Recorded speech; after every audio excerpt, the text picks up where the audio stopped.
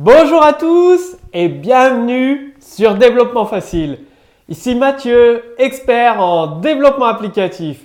Donc dans cette nouvelle vidéo, toujours consacrée au langage XML, donc c'est la suite directement de la vidéo précédente où vous avez appris à utiliser les instructions XLS. Donc dans cette vidéo, vous allez aller beaucoup plus loin avec les différentes instructions XLS. Donc, sans plus tarder, on rentre dans le vif du sujet avec la création des fonctions. Donc, l'instruction XLS fonction, ça va vous permettre de créer des fonctions XLS.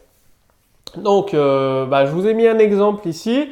Vous définissez le nom, le type de la sortie avec as, override, c'est un peu comme les fonctions en ActionScript, JavaScript, enfin en PHP surtout avec le override pour écraser l'instruction mère.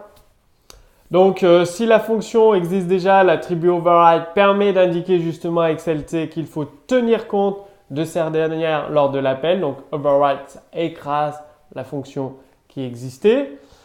Vous avez également, vous pouvez créer des boucles avec XLS, donc l'équivalent à l'instruction for dans d'autres langages de programmation comme le PHP, le JavaScript que vous avez sûrement déjà vu. Si vous ne l'avez pas vu, ce n'est pas un problème, vous allez le découvrir dans cette vidéo.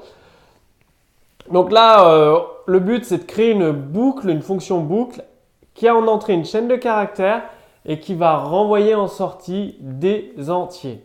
Donc, vous obtenez le résultat avec la conversion en entier et les caractères, vous les séparez par des barres obliques, justement à partir des paramètres d'entrée.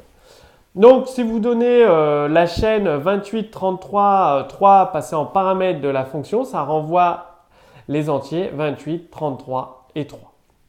Donc, vous avez le code source de la fonction XLS juste en dessous. XLS fonction name, donc fonction-book, c'est le nom de la fonction. Vous pouvez donner le nom que vous voulez. As, donc c'est le type de sortie XSD de .integer en sortie.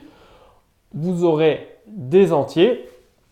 Paramètre XLS param, le paramètre d'entrée de la fonction, le nom name s.txt. As, donc le type de paramètre d'entrée, c'est des strings, chaîne de caractères. La séquence, donc votre instruction, select if votre paramètre d'entrée égale vide, alors rien, vous ne faites rien. Par contre, s'il y a un paramètre d'entrée, vous faites la conversion en integer. Donc, c'est-à-dire vous prenez en entrée, vous avez 28 barre oblique, 33 barre oblique. C'est obligatoire, il faut qu'il y ait des barres obliques pour que cette fonction fonctionne. Donc, on fait un substring. On prend tout ce qui a la barre oblique. Donc, le premier paramètre, ce sera 28. Après, il y a une boucle substring after. On boucle jusqu'au prochain caractère oblique, donc ce sera 33. Et on boucle encore une fois et on prend 3. Et donc, en sortie, ça va sortir 28,33,3 avec cette fonction XLS. Donc, je vous invite dès maintenant à la tester vous-même, à faire des modifications, à l'améliorer. Ça va vous permettre de mieux appréhender ce concept de boucle.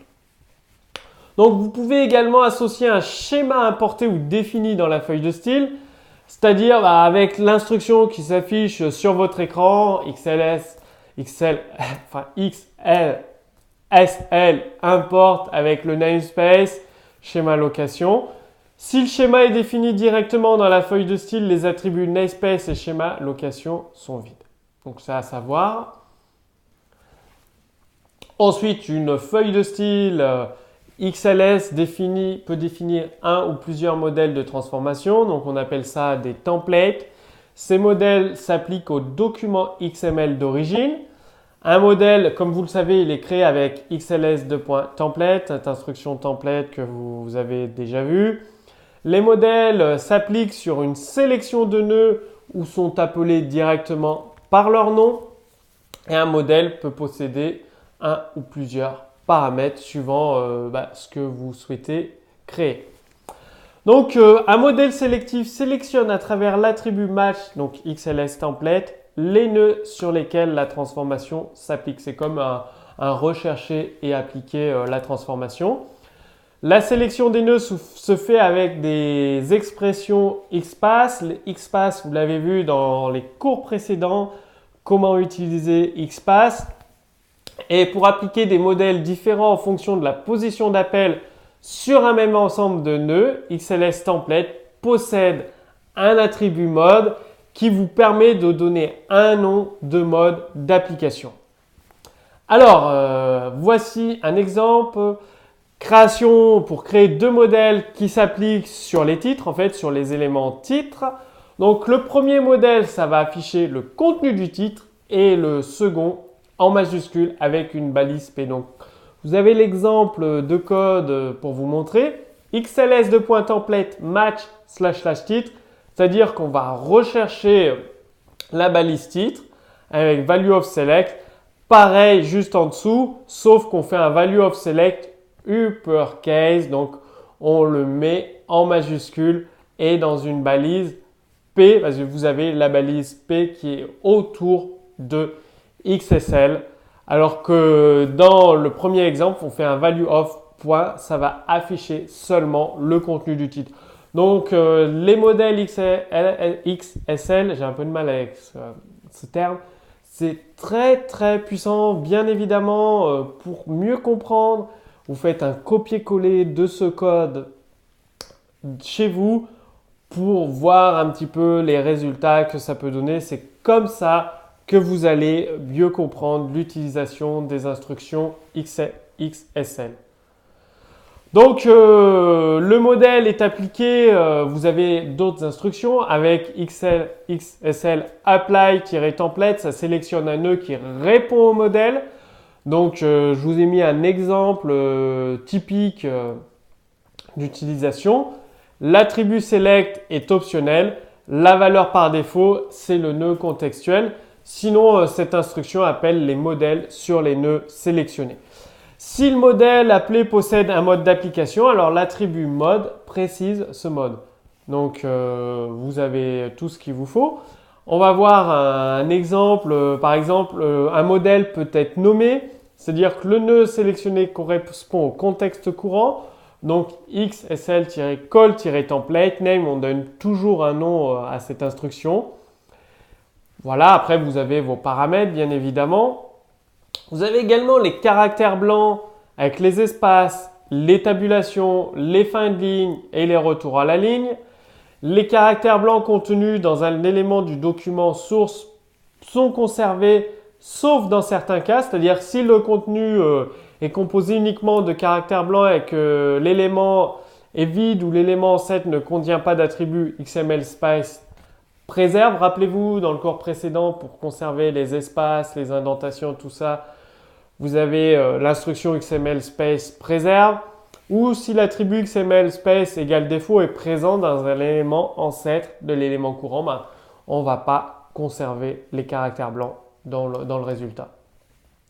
Les caractères blancs peuvent être supprimés avec un élément XLS strip-space, ça vous l'avez déjà vu.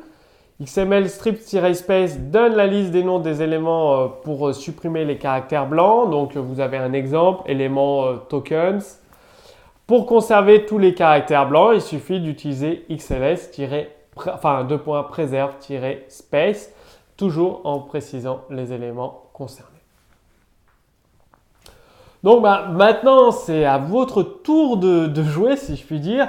Donc vous avez vu à travers cette vidéo plusieurs exemples que je vous invite à recopier de votre côté dans votre code, à faire des essais, des modifications pour voir, pour comprendre le fonctionnement.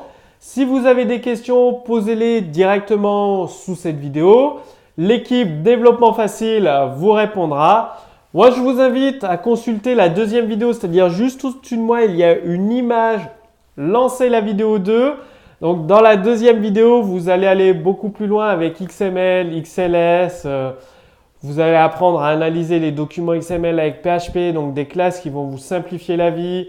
Vous allez découvrir MySQL, comment le coupler avec le XML en tirer avantage. HTML5, CSS3, JavaScript. Donc, vous allez découvrir tout cela dans la deuxième vidéo pour améliorer votre développement applicatif. Donc je vous dis tout simplement à tout de suite dans la deuxième vidéo.